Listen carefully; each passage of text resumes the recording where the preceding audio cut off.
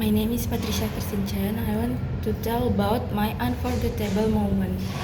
I had a pleasant experience 2 weeks ago. At that time, I went back to my hometown.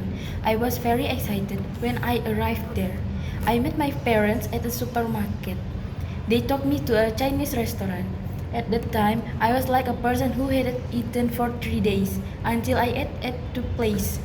In the evening, my parents and I went to the market to shop for groceries. After that, we went home. When we arrived home, I immediately unpacked the groceries and cleaned the house. I spent time at home with my siblings and parents. While I was at home, my parents pampered me, perhaps because we hadn't seen each other for almost a year.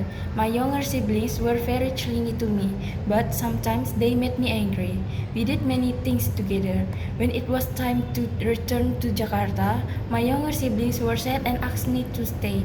At the airport, I felt sad because the time was very short. I also didn't want to go back so soon.